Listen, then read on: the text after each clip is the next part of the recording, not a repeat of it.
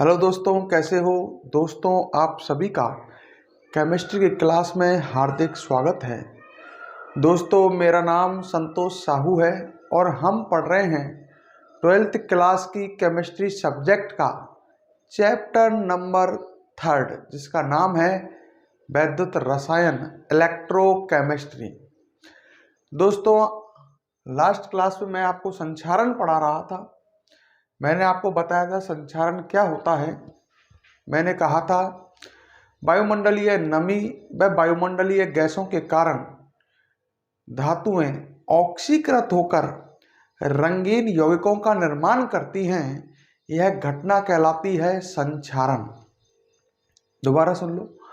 मैंने कहा था वायुमंडलीय नमी व वायुमंडलीय गैसों के कारण धातुएं ऑक्सीकृत होकर रंगीन यौगिकों का निर्माण करती हैं। यह घटना संक्षारण कहलाती है। फिर मैंने आपको संक्षारण के 3 उदाहरण बताए थे, ध्यान है।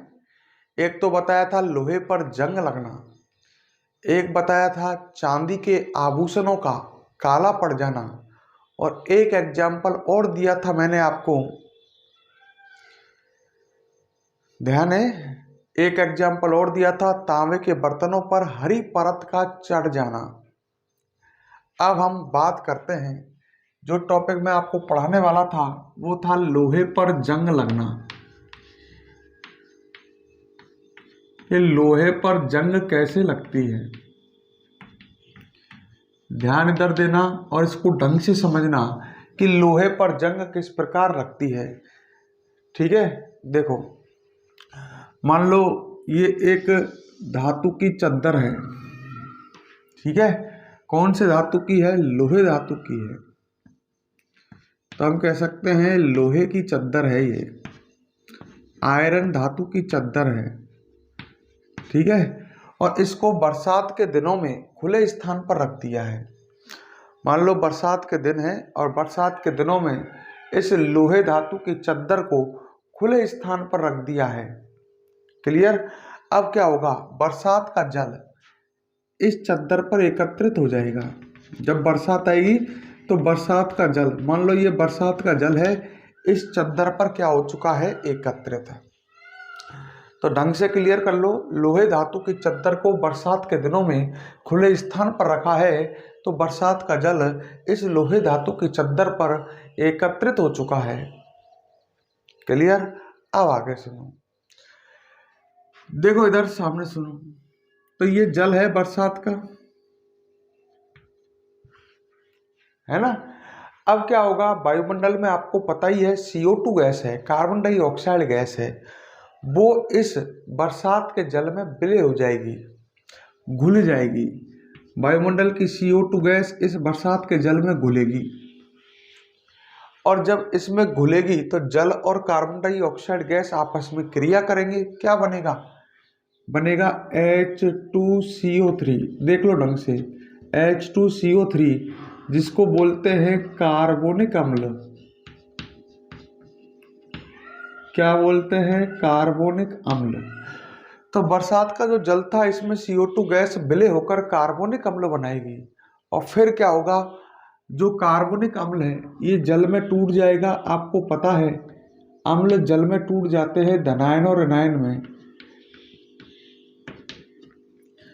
कार्बोनिक अम्ल है और अम्ल जल में टूट जाता है धनायन और ऋणायन में।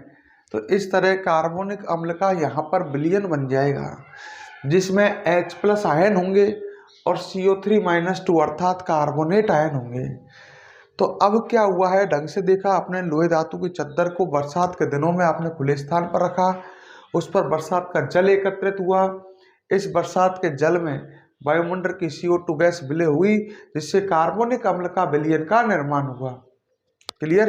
अब आगे सुनो, इस कार्बोनिक अम्ल के विलयन के कारण, इस विलयन के कारण लोहे धातु की चद्दर में जो Fe परमाणु हैं, इस चद्दर में आपको पता ही है लोहे धातु की चद्दर है, Fe परमाणुओं से निर्मित है। इस अम्लीय विलयन के कारण लोहे धातु की चद्दर के Fe परमाणु ऑक्सीकृत होंगे। भूल गए क्या?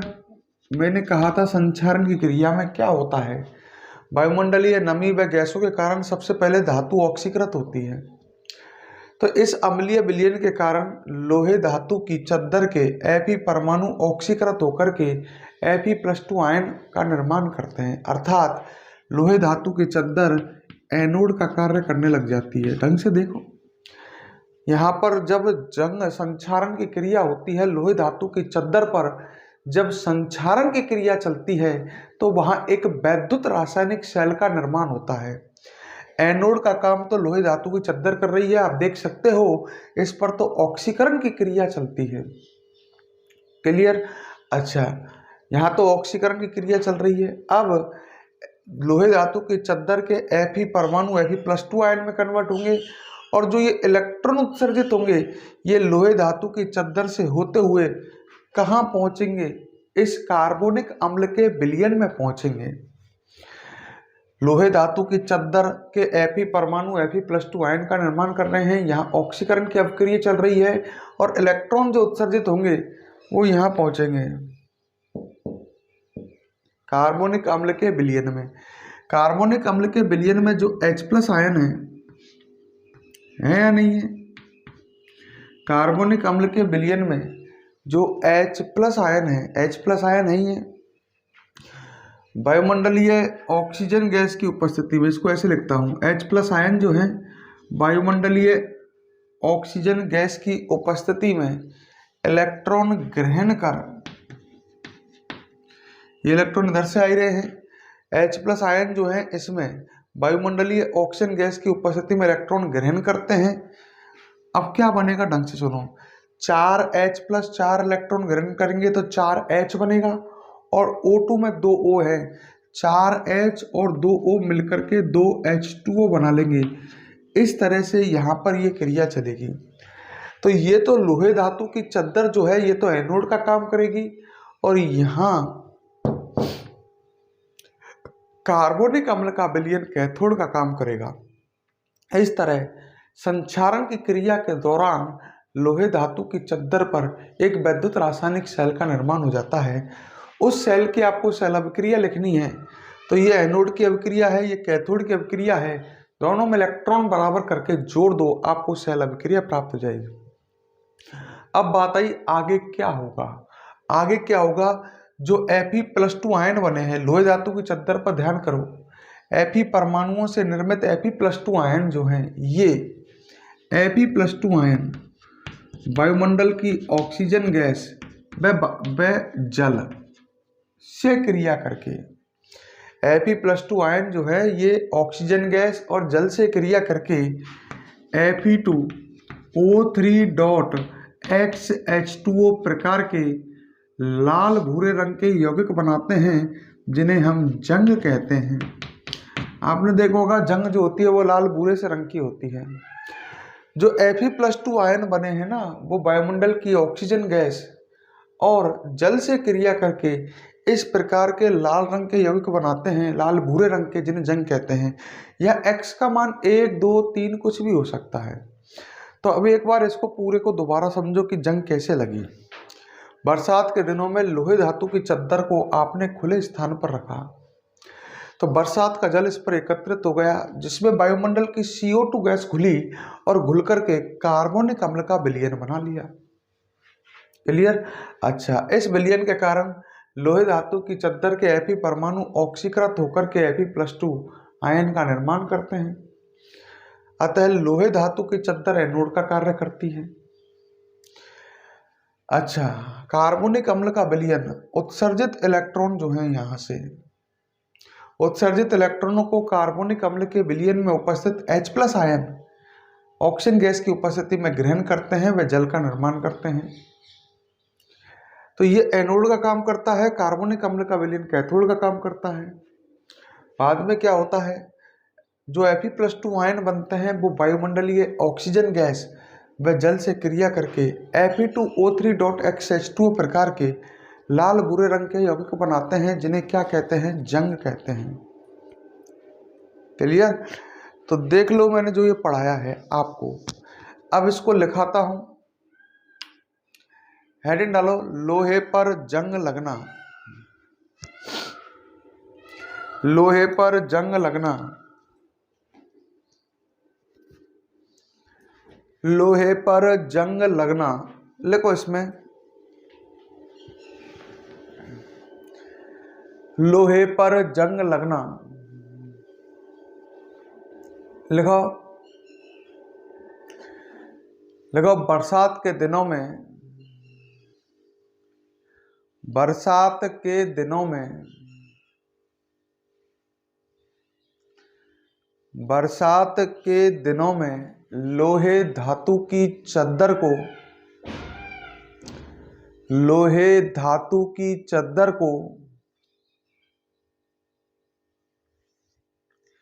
लोहे धातु की चद्दर को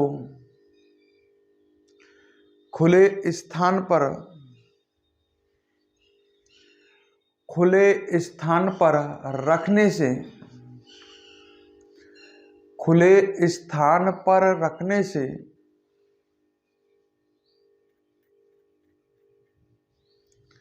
खुले स्थान पर रखने से बरसात का जल,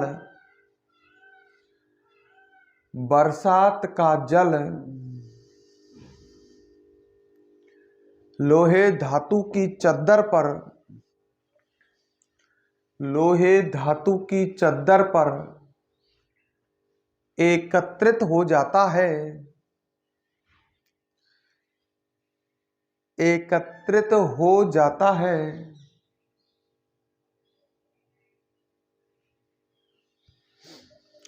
एकत्रित हो जाता है। क्लियर। अब आगे लिखो।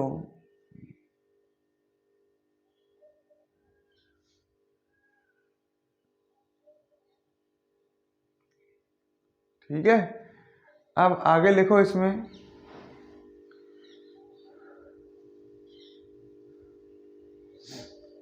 एकत्रित हो जाता है, यहां तक लिख लिया। अब इसमें आगे लिखो। लिखो इस बरसात के जल में वायुमंडलीय,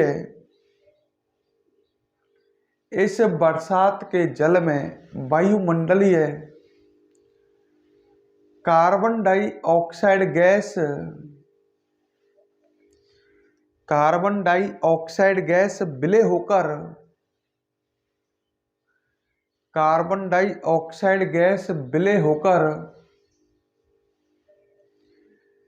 कार्बोनिक अम्ल का विलयन बनाती हैं, कार्बोनिक अम्ल का विलयन बनाती है, कार्बोनिक अम्ल का विलयन बनाती है। अब एक काम करो, ये रिएक्शन लिख रही है ना, इसको ऐसे कि ऐसे लिख लो आप। H2O प्लस CO2, तीर का चिन्ह H2CO3 और उससे बनेगा H plus plus CO3 minus 2।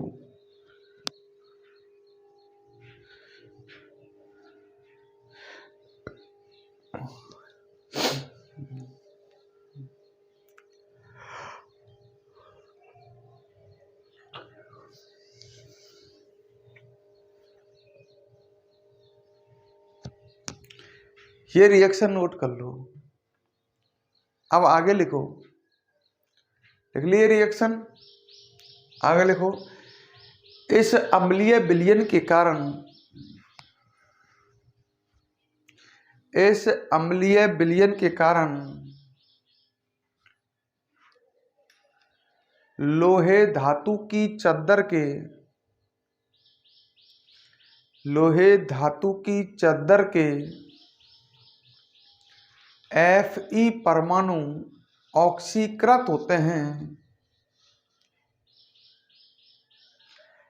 Fe परमाणु ऑक्सीकृत होते हैं। अतः लोहे धातु की चद्दर एनोड का कार्य करती है, लोहे धातु की चद्दर एनोड का कार्य करती है।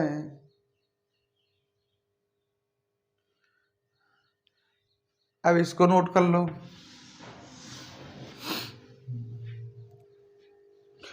एनोड का कार्य करती है। ये लिख ली रिएक्शन जिसमें मैंने गोला किया है, ये रिएक्शन लिख लो।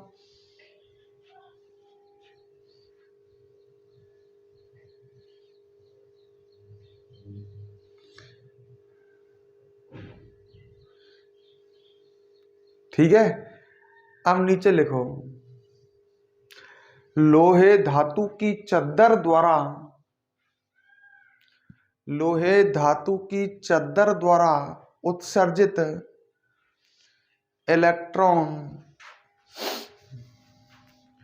लोहे धातु की चद्दर द्वारा उत्सर्जित इलेक्ट्रॉन अम्ल के विलयन में उपस्थित, अम्ल के विलयन में उपस्थित H plus ion, H plus ion वायुमंडलीय ऑक्सीजन गैस की उपस्थिति में, वायुमंडलीय ऑक्सीजन गैस की उपस्थिति में ग्रहण करते हैं, ग्रहण करते हैं, वह जल निर्माण होता है, ग्रहण करते हैं वह जल निर्माण होता है।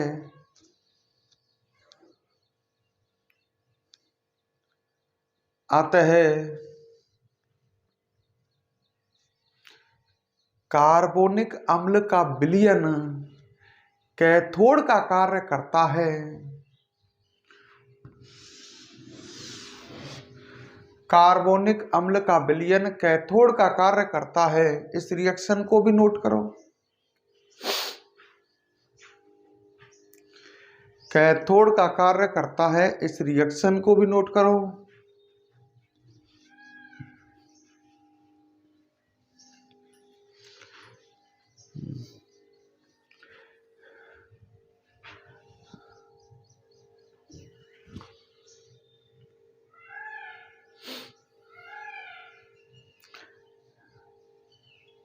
लिख लिया?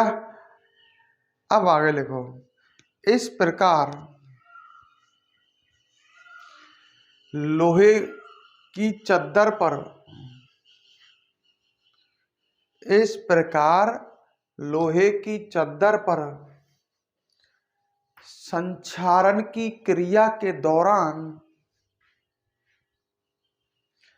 संक्षारण की क्रिया के दौरान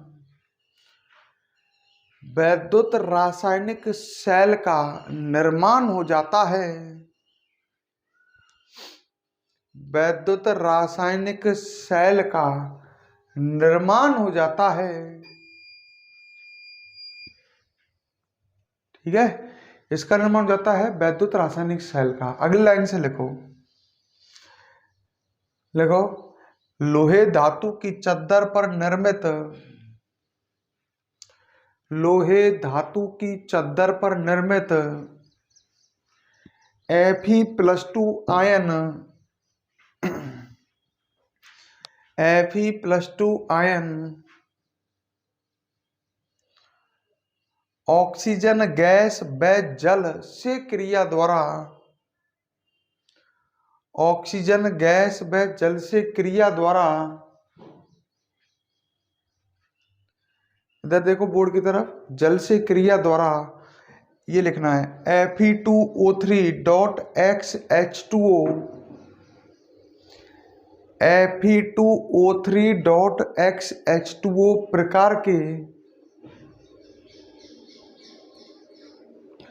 प्रकार के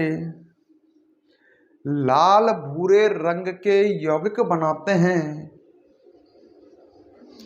लाल भूरे रंग के यौगिक बनाते हैं, जिन्हें जंग कहते हैं,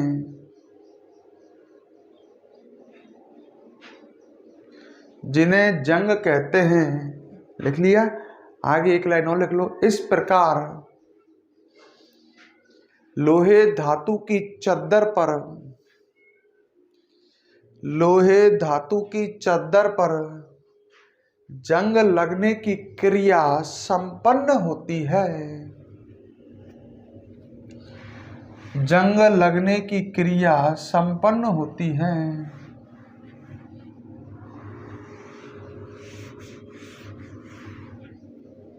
ठीक है। अच्छा, अब इसमें एक टॉपिक और है,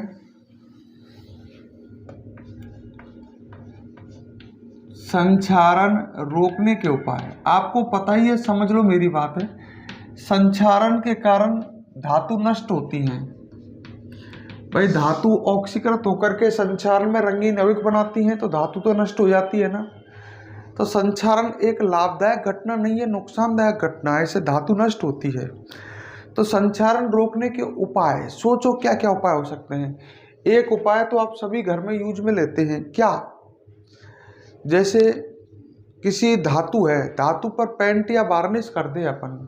जैसे इस धातु पर अगर मैं पेंट या वार्निश कर देता तो इस पर बरसात का जल धातु के संपर्क में नहीं आता, और जब बरसात धातु के जल के संपर्क में नहीं आती, बरसात का जल अगर मैं धातु की चद्दर पर ढंग से सुनो पेंट या वार्निश कर दूं तो बरसात का जल इस धातु की चद्दर के संपर्क में नहीं आएगा और धातु ऑक्सीकृत नहीं होगी, रंगीन यौगिक नहीं बनाएगी।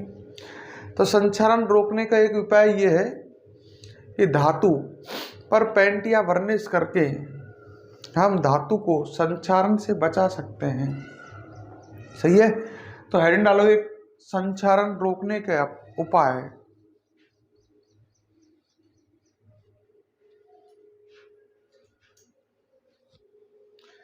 संक्षारण रोकने के उपाय नंबर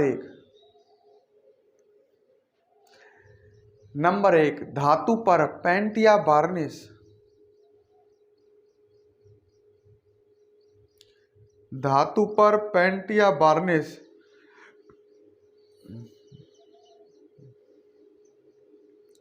धातु पर पेंट या वार्निश का लेपन करके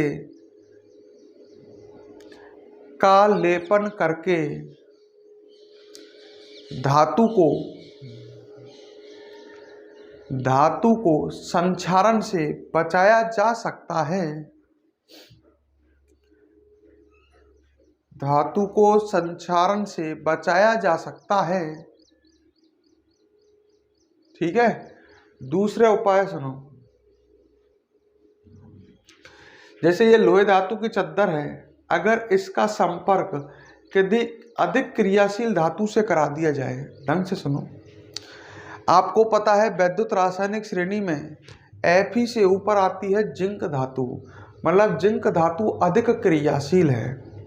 अब लोहे धातु का संपर्क मान लो आपने जिंक धातु से करा दिया, तो जिंक धातु अधिक क्रियाशील है, तो इलेक्ट्रॉन फिर कौन त्यागेगी संक्षारण की क्रिया के दौरान? Zn, क्योंकि Zn अधिक क्रियाशील है। यहाँ बरसात का जल एकत्रित हुआ, अम्लीय विलयन बना, अब इलेक्ट्रॉन लोहा धातु नहीं जिंक धातु त्यागेगी, क्योंकि जिंक धातु अधिक क्रियाशील है। तो लोहे धातु की चद्दर पर ऑक्सीकरण की क्रिया नहीं चलेगी, वो रंगीन यौगिक नहीं बनाएगी, तो लोहे धातु का संक्षारण नहीं होगा। सोच लो। तो अगर हम ऐसे कह सकते हैं, जिस धातु को संक्षारण से बचाना है उसका संपर्क यदि अधिक क्रियाशील धातु से करा दिया जाए तो अधिक क्रियाशील धातु का ऑक्सीकरण होता है, वह कम क्रियाशील धातु का संक्षारण नहीं होता है। क्लियर? तो लिखो, नंबर 2 डालो, लिखो, जिस धातु को संक्षारण से बचाना है, जिस धातु को संक्षारण से बचाना है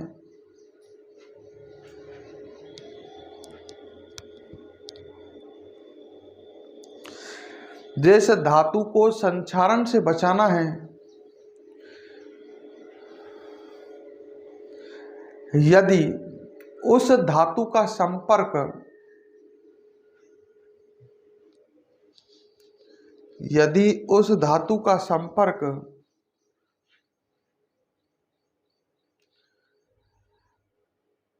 अधिक क्रियाशील धातु से करा दिया जाए, अधिक क्रियाशील धातु से करा दिया जाए, तो संक्षारण की क्रिया के दौरान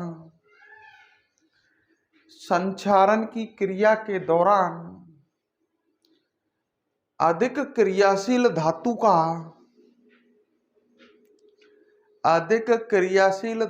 का ऑक्सीकरण होता है। अधिक क्रियाशील धातु का ऑक्सीकरण होता है, वह कम क्रियाशील धातु का संक्षारण नहीं होता है।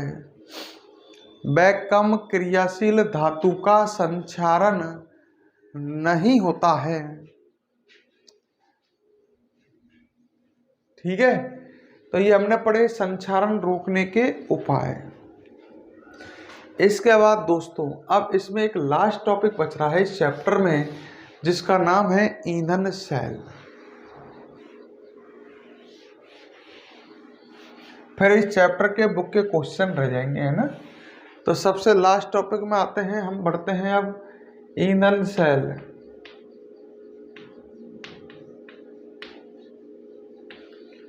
ईंधन सेल होते क्या है, देखो इधर देखो। ईंधन सेल जो होते हैं दोस्तों, ये गैल्वेनी अर्थात वैद्युत रासायनिक सेल होते हैं। ईंधन सेल, ढंग से सुनो इस लाइन को, वैद्युत रासायनिक सेल होते हैं। और आपको पता है वैद्युत रासायनिक सेलों को गैल्वेनी या वोल्टीय सेल भी कहते हैं। क्लियर। तो अब मेरी बात सुनो, ईंधन सेल जो हैं ये गैल्वेनी सेल हैं, वैद्युत रासायनिक सेल हैं, अर्थात ये रासायनिक ऊर्जा का रूपांतरण करते हैं। कौन सी ऊर्जा में? विद्युत ऊर्जा में। रासायनिक ऊर्जा को विद्युत ऊर्जा में बदलते हैं। अब ढंग से सुनो, ईंधन सेलों में ईंधन होता है, ईंधन तो होगा ही, और उसका दहन होता है, मतलब वो ईंधन जलता है, और जलने से उत्पन्न होती है कौन सी ऊर्जा? रासायनिक ऊर्जा। उसको ये विद्युत ऊर्जा में परिवर्तित करते हैं। मतलब सिंपल भाषा में कहूँ तो ईंधन सेल के अंदर ईंधन भरा होता है, जिसके दहन होने से, जिसके जलने से रासायनिक ऊर्जा बनती है, और उसे ये विद्युत ऊर्जा में परिवर्तित करते हैं। क्लियर। तो हम कह सकते हैं कि ईंधन सेल क्या है? ईंधन सेल वे गैल्वेनी सेल हैं जो ईंधनों के दहन से उत्पन्न रासायनिक ऊर्जा का विद्युत ऊर्जा में परिवर्तन करते हैं। अच्छा, इनमें कौन कौन से ईंधन प्रयुक्त किए जाते हैं? एक तो हाइड्रोजन, ध्यान रखो, ईंधन सेल में हाइड्रोजन ईंधन के रूप में प्रयुक्त की जाती है। हाइड्रोजन एक ज्वलनशील गैस है, जलती है, तो इसको ईंधन के रूप में प्रयुक्त किया जाता है। मैथेन, एथेन, मैथेनॉल होता है, CH3OH, ये आदि ईंधन के रूप में प्रयुक्त किए जाते हैं इसके अंदर। एक बार पेपर में क्वेश्चन आया था कि ईंधन सेल में प्रयुक्त होने वाले 2 ईंधनों का नाम लिखिए, तो आप इनमें से कोई भी 2 ईंधन लिख सकते हैं। ठीक है, तो हेडिंग डालो और फटाफट नोट करो। हेडिंग डालो, ईंधन सेल। ईंधन सेल,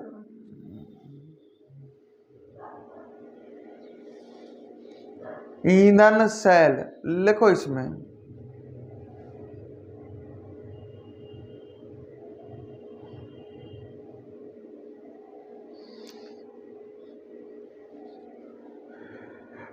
लिखो, ईंधन सेल डाल दिया। अब लिखो, वे गैल्वेनी सेल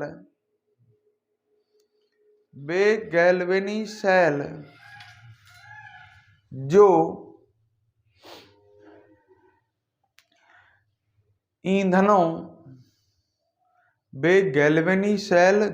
ईंधनों जैसे हाइड्रोजन, मैथेन, एथेन,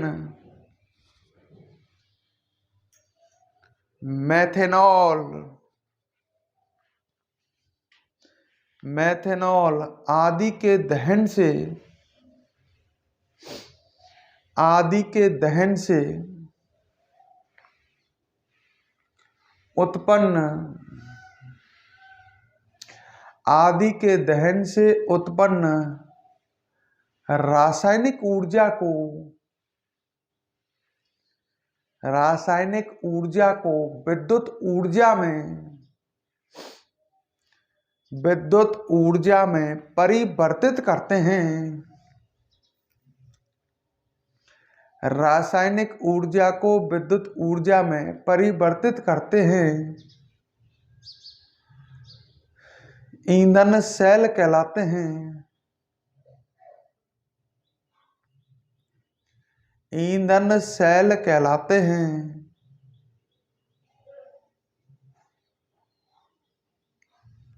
क्लियर? और लिख लो इसमें। अच्छा, यहां तक क्लियर है। अब आपको जो ईंधन सेल पढ़ना है उसका नाम है H2O2 ईंधन सेल। ईंधन सेल पढ़ना है। ईंधन सेल बहुत सारे हैं। जो आपको ईंधन सेल पढ़ना है उसका नाम है H2O2 ईंधन सेल। इसमें ईंधन है हाइड्रोजन, ठीक है, H2, ये आपको पढ़ना है। क्लियर? अच्छा, अब मेरी बात सुनो। ये सबसे प्रसिद्ध ईंधन सेल है, सबसे फेमस क्यों है? क्योंकि इसका उपयोग किया गया था अपोलो अंतरिक्ष यान में। अपोलो अंतरिक्ष यान एक चंद्रयान था जो धरती से वैज्ञानिकों को लेकर के चंद्रमा पर गया था, और उस अपोलो अंतरिक्ष यान में इसका उपयोग किया गया था H2O2 ईंधन सेल का। अच्छा, वहाँ ये दो कार्य करता था। ये विद्युत ऊर्जा तो बनाता ही है, सेल है ये अपोलो अंतरिक्ष यान को विद्युत आपूर्ति अर्थात विद्युत की सप्लाई करता था। साथ में जो वैज्ञानिक थे उसके अंदर, उनको पेयजल, पीने का पानी भी उपलब्ध कराता था। सही है? तो दो काम हो गए। अपोलो अंतरिक्ष यान में ये विद्युत की सप्लाई तो करता ही था, साथ में जो उसके अंदर वैज्ञानिक थे उन्हें पेयजल, पीने का पानी भी उपलब्ध कराता था। क्लियर? अब ये था कैसा, ऐसे देखो इसकी संरचना। इसकी संरचना में अगर हम देखें तो दो कार्बन की छड़ होती हैं। छड़ नहीं और भी कहूं, दो कार्बन की दीवार होती है इसके अंदर। ठीक है भाई, ये दो कार्बन की दीवार है और सरंध्र दीवार है। सरंध्र का मतलब समझ गए, इनमें बहुत ही बारीक रंध्र हैं। तो ये है कार्बन की सरंध्र दीवार है। ये कार्बन की सरंध्र दीवार हैं जिनमें बारीक रंध्र हैं। क्लियर? अच्छा, अब क्या होता है, देखो इधर एक जो दीवार है, दो दीवार दिख रही है। एक दीवार में हाइड्रोजन गैस प्रवाहित की जाती है,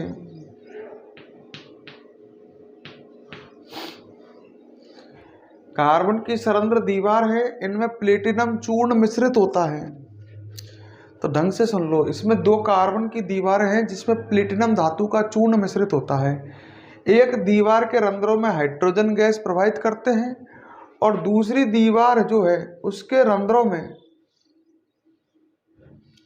ऑक्सीजन गैस प्रवाहित करते हैं। सेल का नाम देख लो, H2O2 ईंधन सेल। तो एक दीवार जो है कार्बन की सरंध्र जिसमें प्लेटिनम चूर्ण मिश्रित है, उसमें हाइड्रोजन गैस, और दूसरी में कौन सी गैस प्रवाहित करते हैं? ऑक्सीजन गैस प्रवाहित करते हैं। क्लियर?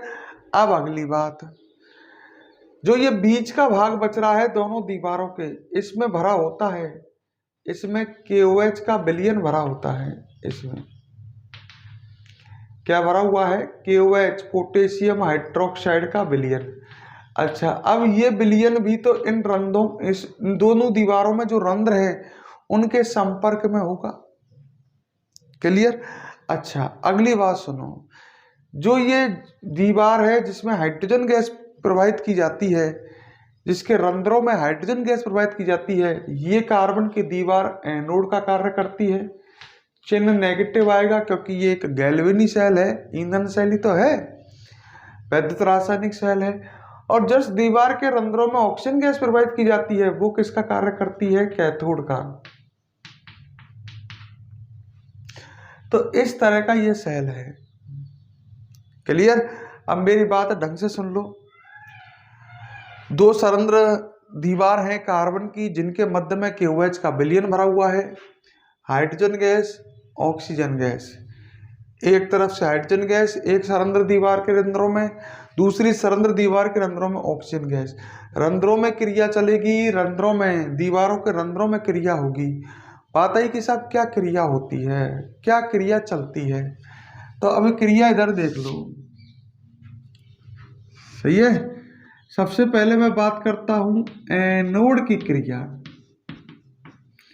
आपको पता ही है एनोड पर ऑक्सीकरण की अभिक्रिया होगी। एनोड का काम कर रहा है ये कार्बन की दीवार, इसके रंध्रों में कौन प्रवेश कर रही है? Hydrogen gas.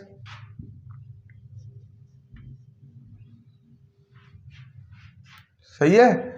और इधर रंध्रों के संपर्क में इधर किधर है? इधर क्या है? KOH का विलयन, जिसमें OH माइनस आयन होंगे। तो मैंने बैलेंस करने के हिसाब से इस तरह से लिखी है, 2H2 हाइड्रोजन गैस और KOH रंध्रों में, KOH के विलयन में OH माइनस आयन भी ये आ जाएंगे। तो हाइड्रोजन गैस और OH माइनस आपस में क्रिया करेंगे। देखो क्या हो रहा है, यहाँ बन गई ये 4H, अरे H2 है ना, दो, और 4OH, 4H और 4OH मिलकर के 4H2O बना लेंगे। और संग में कितने इलेक्ट्रॉन उत्सर्जित होंगे? 4। इधर इधर देखो ना, -4 आवेश है तो उधर 4 इलेक्ट्रॉन निकलेंगे। ये हो गई एनोड की क्रिया। ऐसी अब कैथोड की क्रिया देखते हैं।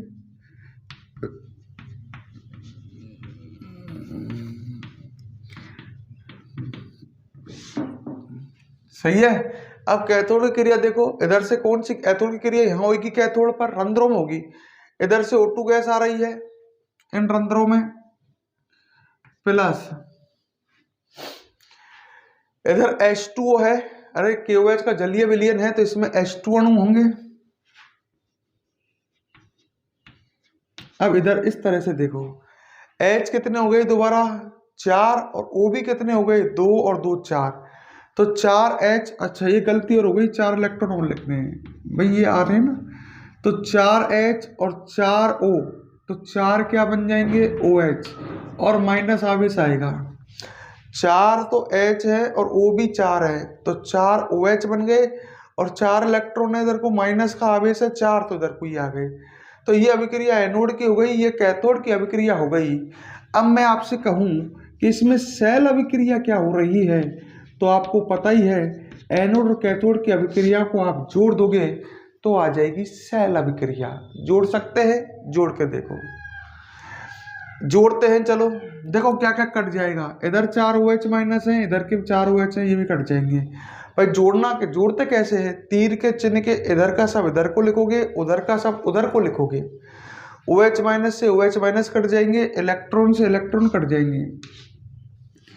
बाकी आप जोड़ो, देखो क्या बचता है।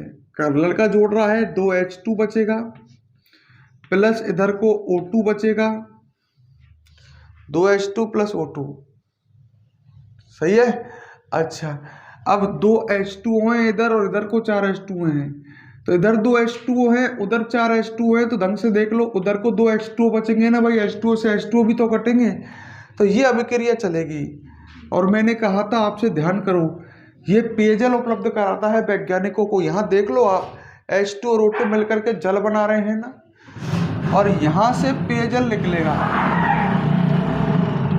ये पेयजल उपलब्ध कराएगा वैज्ञानिकों को, तो ये इसमें अभिक्रिया है। अब लिखो इसके बारे में।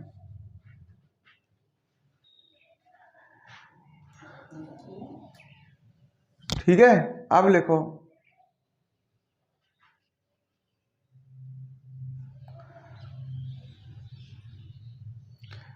लिखो, अब मैं बोलता हूं।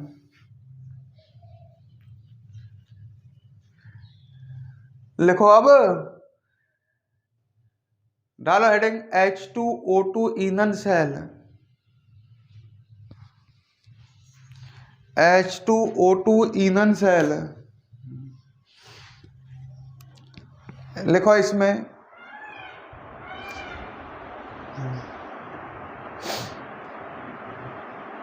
डाल दिया।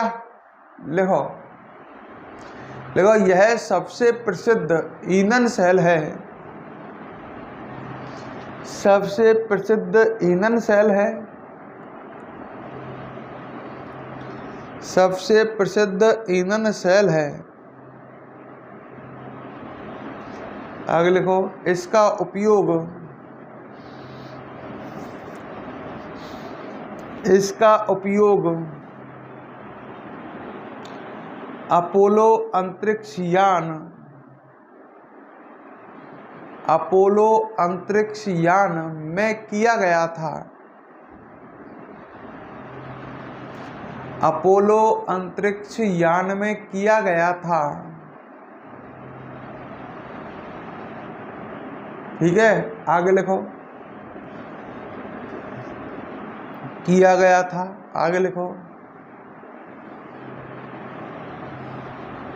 लिख लिया यहां तक।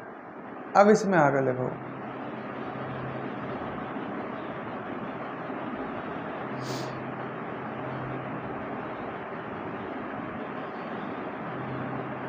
लिखो यह ईंधन सेल अपोलो अंतरिक्ष यान में विद्युत आपूर्ति, अपोलो अंतरिक्ष यान में विद्युत आपूर्ति मतलब विद्युत की सप्लाई तथा विद्युत आपूर्ति तथा वैज्ञानिकों को पेयजल, पेयजल का मतलब पीने का पानी, वैज्ञानिकों को पेयजल उपलब्ध कराता था, पेयजल उपलब्ध कराता था। आगे लिखो इस ईंधन सेल की संरचना में, इस ईंधन सेल की संरचना में, इस ईंधन सेल की संरचना में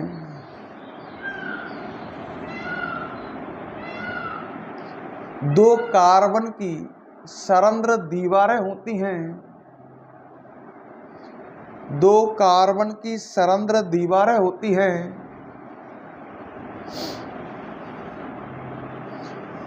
जिनमें प्लेटिनम चूर्ण मिश्रित होता है,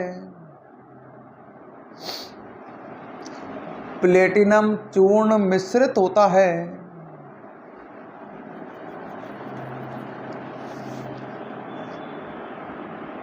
प्लेटिनम चूर्ण मिश्रित होता है। ठीक है, क्या मिश्रित होता है? प्लेटिनम चूर्ण। आगे लिखो इसमें, आगे लिखो, आगे लिखो एक सरंध्र दीवार में हाइड्रोजन गैस तथा दूसरी सरंध्र दीवार में ऑक्सीजन गैस प्रवाहित करते हैं।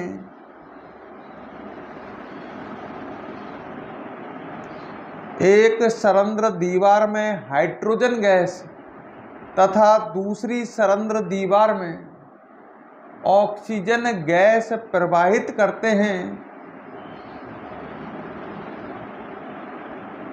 लिख लिया? आगे लिखो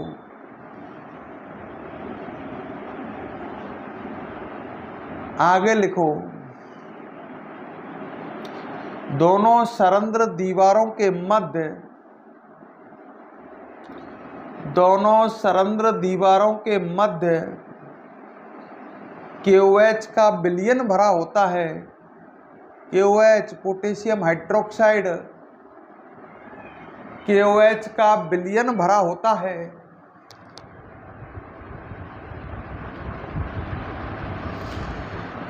KOH का विलयन भरा होता है।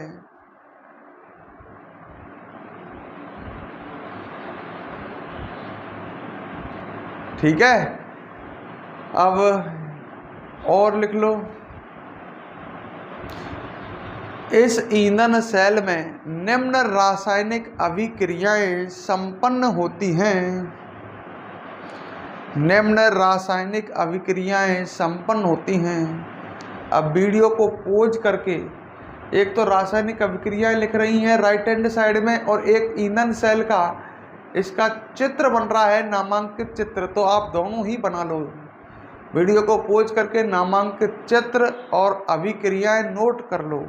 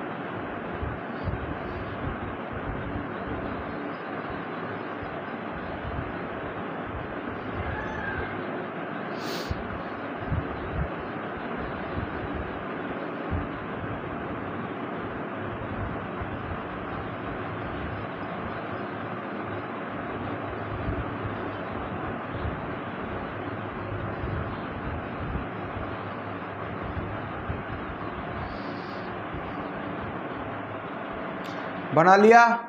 अब हम दोस्तों आपसे अगली क्लास में मिलेंगे, और अगली क्लास में हम बुक के क्वेश्चन करेंगे क्योंकि ये चैप्टर कंप्लीट हो चुका है। तो अगली क्लास में आप इस चैप्टर की थ्योरी को ढंग से पढ़ करके कंप्लीट कर लेना, ताकि बुक के क्वेश्चन करने में आपको आनंद आए।